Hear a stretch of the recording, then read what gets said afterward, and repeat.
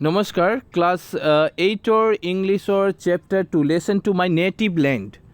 Very important আৰু বহুতেই ধুনীয়া এইটো এটা পয়েম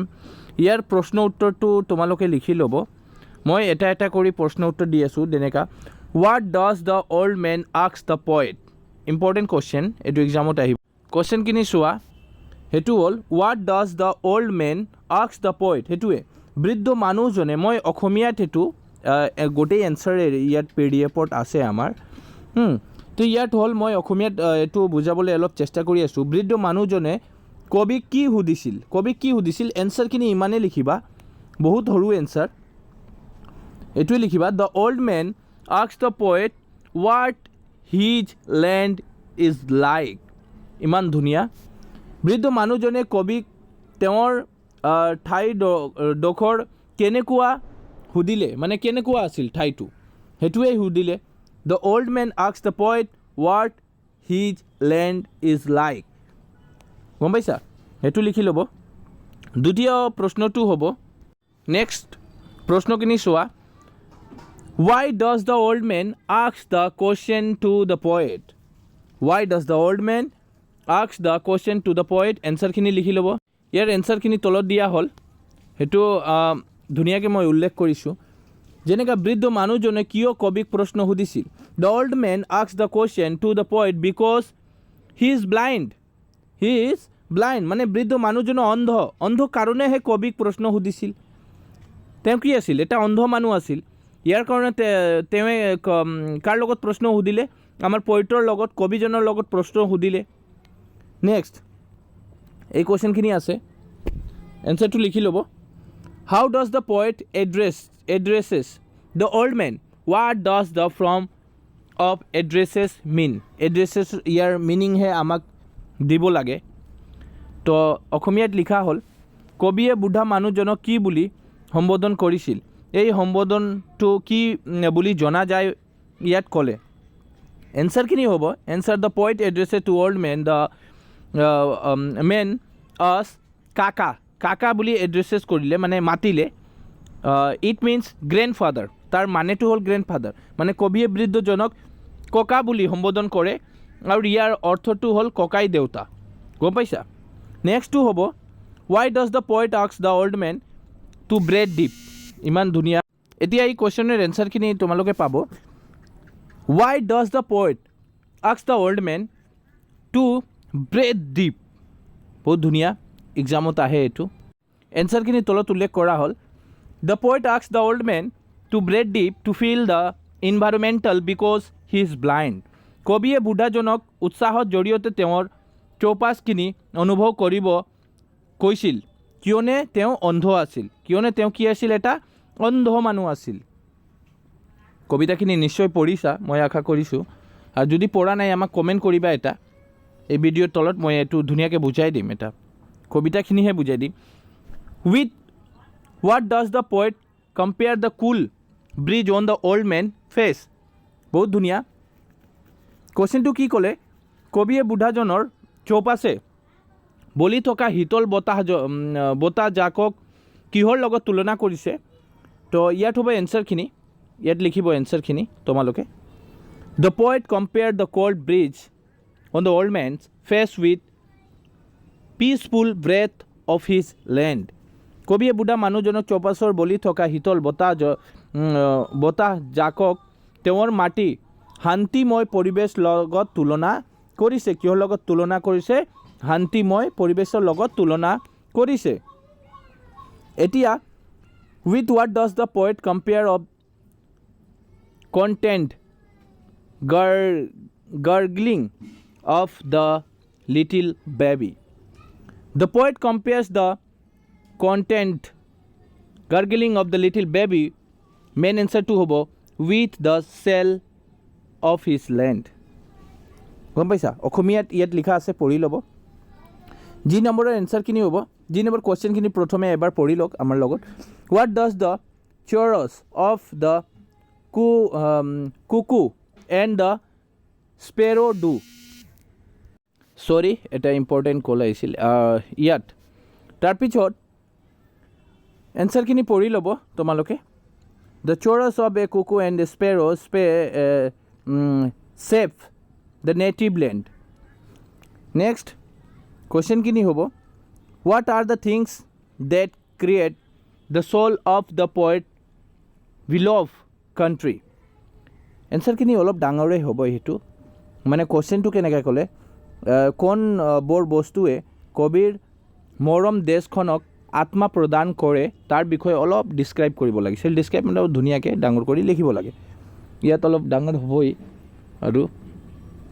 এইটো লিখি ল'ব। তাৰপিছত 2 নম্বৰখিনি, ইয়াত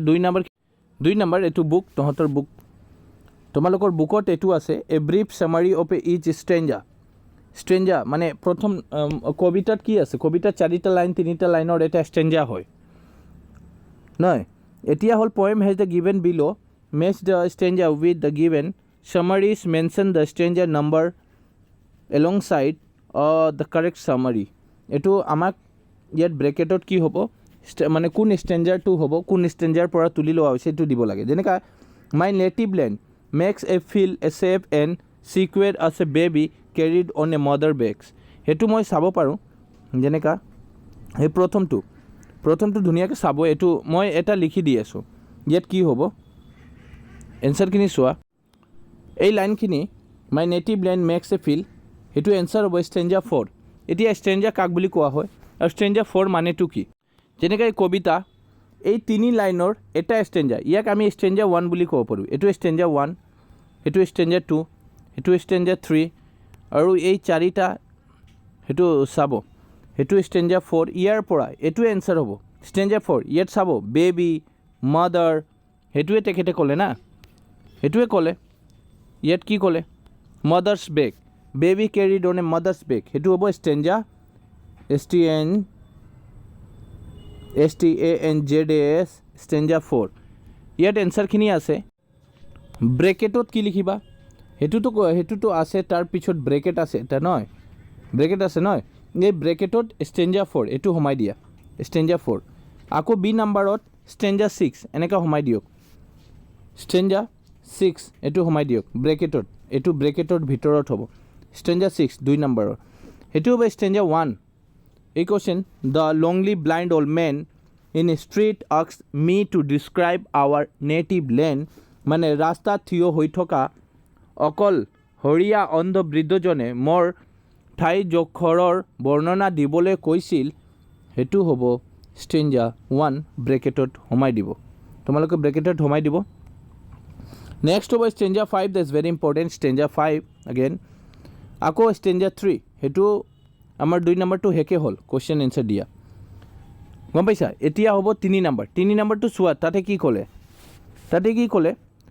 note that the poem is a series of information to a blind man on what his land is like.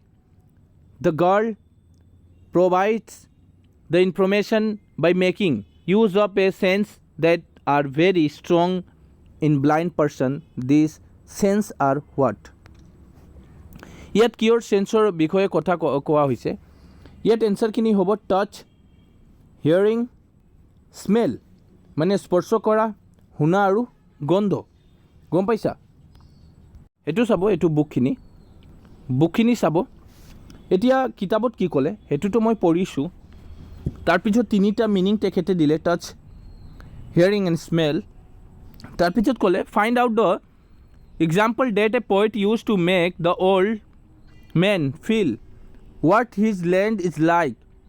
Here is an example the warm air. সেইটো এক্সাম্পল দিব লাগে। ইয়াৰ এনচাৰখিনি মই এইটোও দিয়ে আছোঁ, এনচাৰ গোটেই দিম। যেনেকৈ সেইটো প্ৰথমটো সেইটো লিখিবা, গোটেই লিখিবা, ৰোমান নম্বৰ 1টো গোটেই লিখিবা। এনচাৰত লিখিবা দ্য কুল ব্ৰিজ, এনচাৰত হ'ব দ্য কুল ব্ৰিজ, গম পাইছা। মানে কুৱেশ্যন কি ক'লে গম পাইছা, কুৱেশ্যনটো ওপৰত কি ক'লে, ওপৰত কুৱেশ্যনটো ক'লে মন কৰিবা যে কবিতাটো এজন অন্ধ মানুহে তেওঁৰ ঠাইত বৰ্ণনা দিয়া হৈছে, ঠিকে আছে। ছোৱালীজনীয়ে তথ্য অন্ধ ব্যক্তিজনৰ নিজৰ ইন্দ্ৰিয়ৰ জৰিয়তে অনুভৱ কৰিব পৰাকৈ দিছে। সেই ইন্দ্ৰিয়সমূহ হ'ল স্পৰ্শ, শুনা আৰু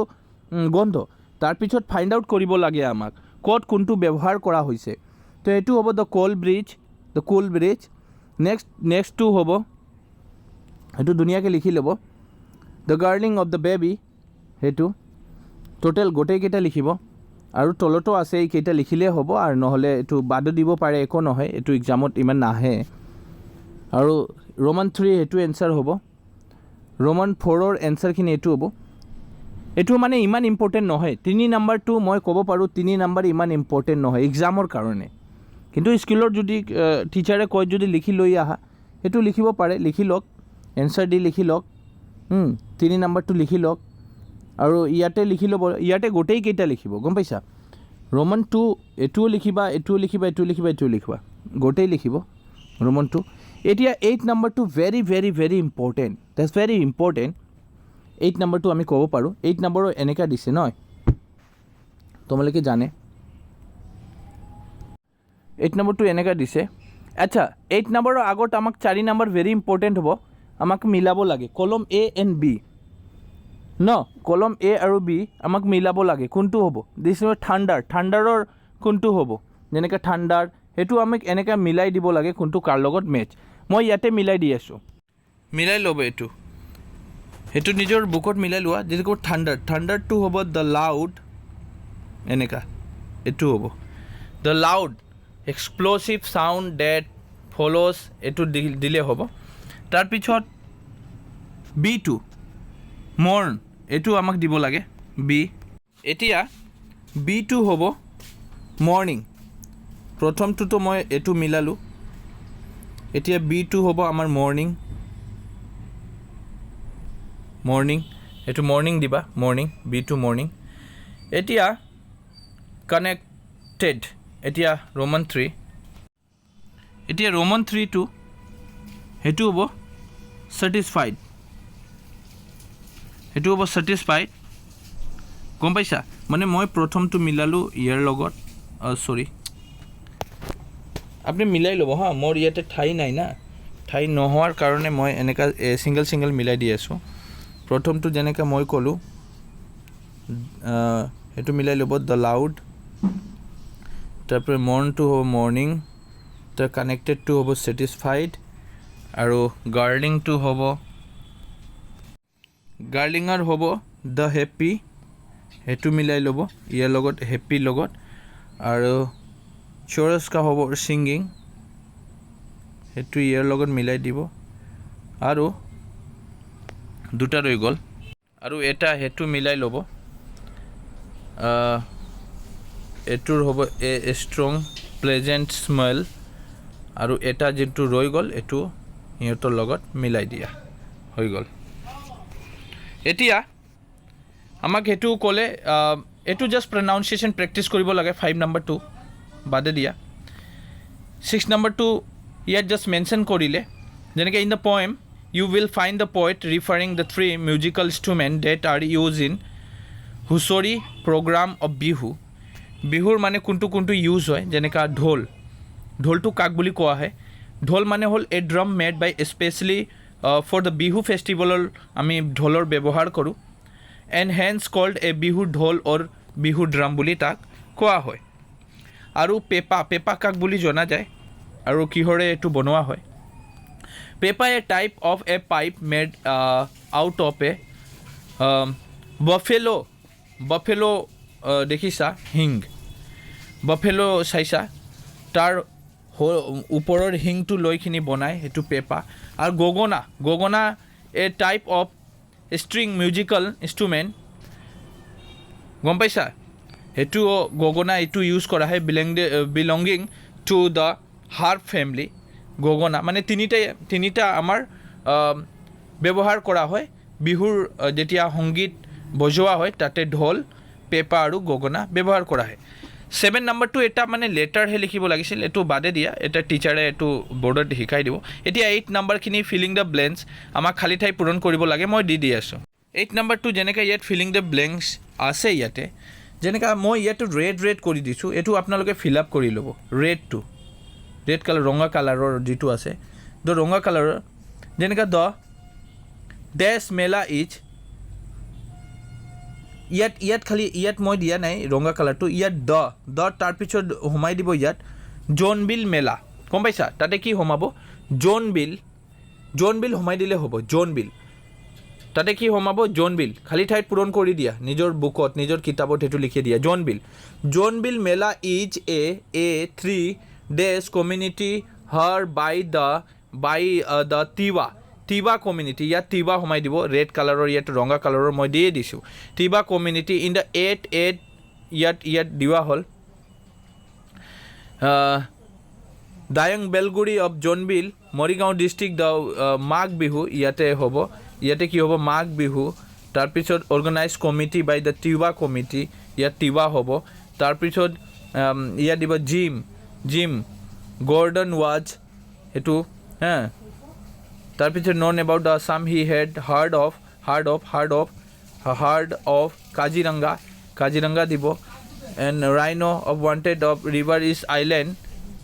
আইলেণ্ডটো ক'ত গ'ল আইলেণ্ডটো হ'ব মাজুলী আৰু লাষ্টত হ'ব মাঘ বিহু এইটো স্ক্ৰীনশ্বট লৈ ল'ব তোমালোকে সেইটো লৈ লওক আৰু প্ৰথমটো হ'ব জোনবিল মেলা সেইটো পঢ়িখিনি তাতে সোমাই দিলে হ'ল একো নহয় বেলেগ একো নহয় মই সেইকাৰণে ৰেড কৰি দিছোঁ যাতে সুবিধা হ'ব তোমালোকৰ সুবিধাখিনি মই দি দিছোঁ ইয়াতে তাৰপিছত ৰোমান নম্বৰ 2 ক'লে ৰোমান নম্বৰ 2ৰ এনচাৰ হ'ব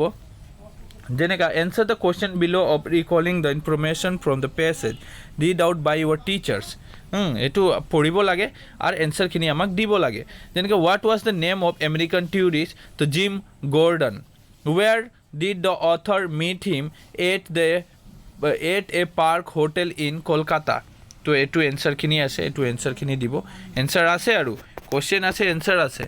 যেনেকৈ 3 নম্বৰৰ চি নম্বৰখিনি হ'ল ডি নম্বৰখিনি হ'ল ই নম্বৰৰ গোটেই এনচাৰখিনি আছে গম পাইছা এইটোৱে ইমানেই ইম্পৰ্টেণ্ট আৰু বেলেগ কোনো ইম্পৰ্টেণ্ট নাই গম পাইছা এইটো আৰু নাই এইটোতো মই ফিল আপ কৰি দিলোঁ আৰু ৰোমান ইয়াতটোতো গোটেইকেইটা এনচাৰ মই দিয়ে দিলোঁ গম পাইছা আৰু মই এই বি পেছেজটো এইবিলাক নাই লাগে এইবিলাক বাদে দিয়া এইবিলাক নালাগে আমাক ইমান আৰু এইটো grammar section narration voice change এইবিলাক গ্ৰামাৰ ছেকশ্যন এইবিলাক গ্ৰামাৰৰ পাৰ্ট এটা এইটো টিচাৰে বৰ্ডত শিকাই দিব চ' ইয়াৰ কাৰণে মই ক'লোঁ যে ইমানে হেকে হ'ব এক্সামৰ কাৰণে চ' ভিডিঅ' যদি ভাল লাগিছে আমাক এটা লাইক কৰিবা কমেণ্ট কৰি জনালে হ'ল কিবা অসুবিধা হ'লে আৰু মই চেপ্টাৰ 2 মাই নেটিভ লেণ্ড মই ভাবিছোঁ যে এবাৰ সেইটো পঢ়াই দিওঁ এবাৰ এইটো আমি ধুনীয়াকৈ কবিতাখিনি পঢ়াই দিলে ভালেই হ'ব তোমালোকে শিকি ল'ব বহুত ধুনীয়া কবিতা তাতে বুজাই দিম অসমীয়া দি তো যদি ভাবিছা তোমালোকৰ যদি বুজিবৰ কাৰণে আমাক কমেণ্ট কৰিবা ছাৰ আমাক সেইটো এবাৰ কবিতাখিনি আমাক পঢ়াই দিব তেনেহ'লে মই এটা ভিডিঅ' বনাই দিম গম পাইছা